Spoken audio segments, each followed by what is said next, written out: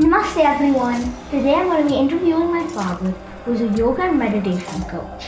Namaste, my name is Nimish Dayalu. I'm Gautam's daddy and also a yoga and meditation coach.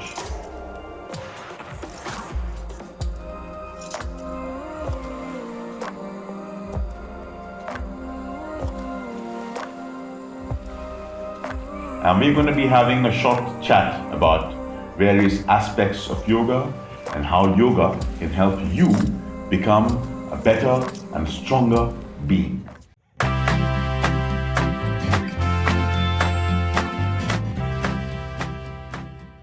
The first question is, what is yoga?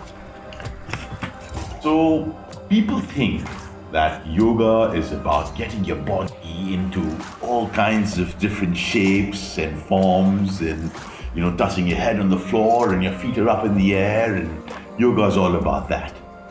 But you'll be surprised to know that there is more to yoga than just being flexible and holding funny positions. So the word yoga, it means to join or the union. Now what is it a union of?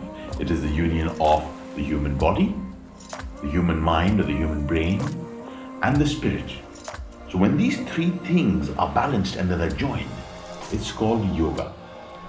When we practice yoga, what it ensures is not only do we have like a healthy body and a healthy mind, but we are healthy all over, both on the inside and the out. So that is what yoga really is in a nutshell. Can you show me some stretches for flexibility? Sure, let's practice some stretches for flexibility. To begin with, we sit down in Padmasana or the lotus pose, Ardha Padmasana or the half lotus pose, or simply in Sukhasana with our legs cross-legged. We begin by centering ourselves. Now, a centering activity is like a warm-up for the mind. It is a dedicated time for you to completely quieten the mind and set an intention for your practice, making your yoga session more focused. So as you sit down, focus on your breathing and keeping an erect posture to quieten your mind. Parvatasana or the mountain pose. Sit in Padmasana or Sukhasana, keeping the hands at the respective sides. Inhaling, in 2 seconds, raise both the arms together from the respective sides for an upward stretch. Hold the position with your breath held in for about 4 seconds. And then exhaling over 2 seconds, you take your hands back to the starting position. You could practice 4 to 5 rounds of Parvatasana without a pause. Bhujangasana or the cobra pose. Lie on the stomach on a mat, legs drawn straight, feet together, toes pointing outwards. Fold the arms at the elbows, palms down, resting beside the chest. Slowly raise the head at the top of your torso to arch your lower back to mimic the pose of the hood of a cobra. Ensure that your hips are still touching the mat. Hold the position for a few seconds. And exhaling, come down and relax. Ek Padasana or the one-legged pose. With the aid of the hands, slowly lift the right leg and press it against the opposite leg. The leg could reach halfway up the shin, the knee, or even as high up as the groin. Just ensure that the foot is pressing against the opposite leg with the toes pointing downwards. After the balance is achieved, join both the palms in front of the chest in a prayer pose. Breathe normally, gaze fixed straight ahead on a point, and maintain the pose for as long as you can, up to 2 minutes. Once done, bring the leg down gently with the help of the hands and repeat the above steps with the opposite leg. Initially, support of the wall can be taken to achieve balance. If swaying is experienced, the best way to avoid it is to concentrate the mind on each of the movements. Why do we need to do yoga? Other than the obvious benefits of practicing yoga, is that it improves your flexibility, improves your strength. Now, these are the obvious benefits of practicing yoga. Other than this, some of the other benefits of practicing yoga is it helps you calm your mind. It helps you become a stronger individual, both on the inside and the out. It helps you concentrate better. It helps you focused. And it helps you become a more balanced human being as well. Can yoga improve memory and concentration? Sorry, I forgot the question. Of course, yoga improves your memory and concentration. So imagine the human mind is like a pond, and that pond has got little waves on it. So try and imagine as I say this, right? So each of those waves are like a thought in the human mind, right? When you practice yoga, that pond or that water body, it becomes still. It reduces the number of thoughts, So as I speak to you, maybe you're thinking about other things as I speak to you, or maybe you're not. But what happens is when you're attending a boring lecture or a class in school, very often you find yourself, your thoughts are drifting away to another place. I wonder what's for lunch today. I wonder if there's going to be pasta or pizza. Oh, hang on. Today with my friends, instead of playing soccer, I'm going to go mountain biking. Or I'm going to have an online gaming competition. And all of this is going on in your mind when the teacher is spending the time and imparting some knowledge or giving a lecture. So that's inability to concentrate. But when you start practicing yoga, you learn how to concentrate on a single point. And when you learn how to concentrate on a single point, memorizing stuff, understanding stuff, or being able to listen to people and understand them becomes far easier. So yes, the answer to your question is a resounding yes, Mr. Gautam Dayalu. Can we use breathwork for relaxation? Oh, indeed we can. For that, we need to understand what breathwork is. Breathwork is focusing on our breath so we can achieve balance in our thoughts and our emotions and good health and strength. So now, you would have observed how doggies or puppies breathe. They have the tongue out and they're breathing really fast. And unfortunately, they only have a lifespan of up to 15 years maybe. In case you've noticed a turtle or a tortoise breathe, that tortoise breathes in very slowly indeed, and it lives up to 200 years. So the ancient Indian practitioners of yoga, or the yogis, they believed that a human being's or an organism's health depends on the number of breaths that it takes. Not as per the calendar years, but the number of breaths it takes. So if you breathe in slowly and deeply, deliberately, you will find yourself living a balanced, healthy, and a long and relaxed life. Does yoga improve strength and immunity? Indeed it does.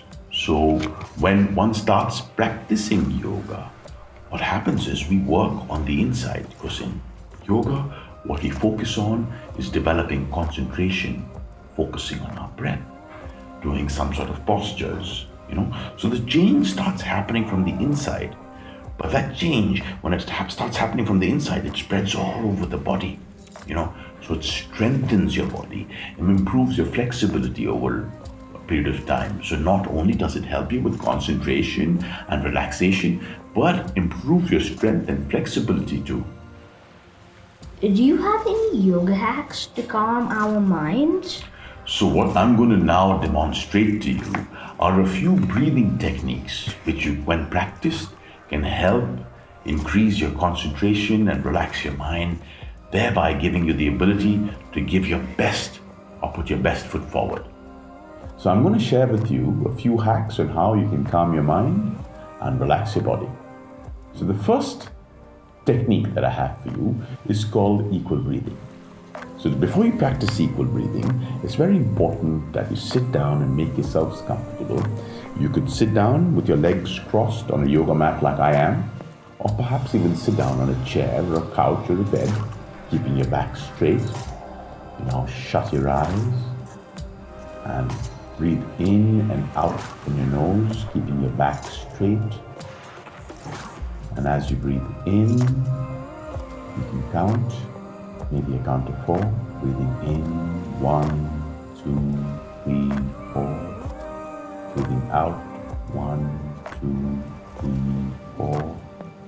Breathing in, 1, 2, 3, 4. Breathing out, 1, 2, 3, 4. Now, as you practice this breathing routine, you can find your own count. Maybe the count of 4 is too long or too short for you, so you can develop your own count. The idea here is very simple, that you try and breathe in equally. So the time taken for inhalation should equal to the time taken for exhalation. So the second technique that I'm going to share with you today is called the triangular form of breathing.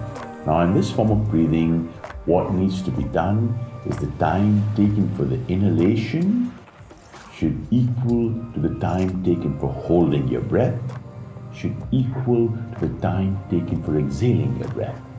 So let's give it a go. Why don't you close your eyes, keeping your back erect or in a straight posture. You can keep your hands on your thighs or in a comfortable position, or you could even do a mudra, traditional yogic posture for the hands. This one is called the Jnana Mudra. So students in ancient India would sit down pretty much like I was sitting down, and when the teacher spoke, they'd have their hands outstretched in a Jnana Mudra. So you could also try that. So let's close our eyes and just focus on our breath for a few moments. So we'll continue with a count of 4. Inhaling, 1, 2, 3, 4. Holding your breath, 1, 2, 3, 4.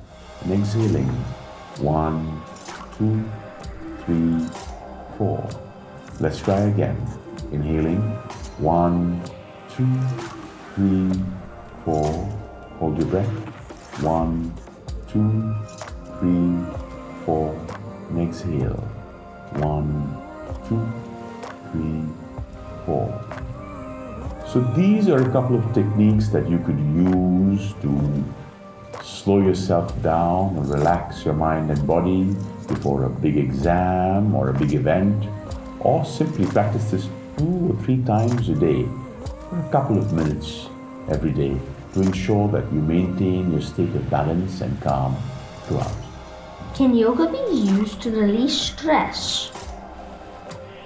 Indeed, it can, Gautam. So I'll need to go back to our earlier discussion on breathwork, right? And once we start focusing on our breath or focusing on our alignment and our balance while practicing yoga, what happens is it automatically reduces the number of thoughts. And do you know when the brain's getting too many thoughts, what it means? What happens to the body? You get distracted? You get distracted or you get stressed.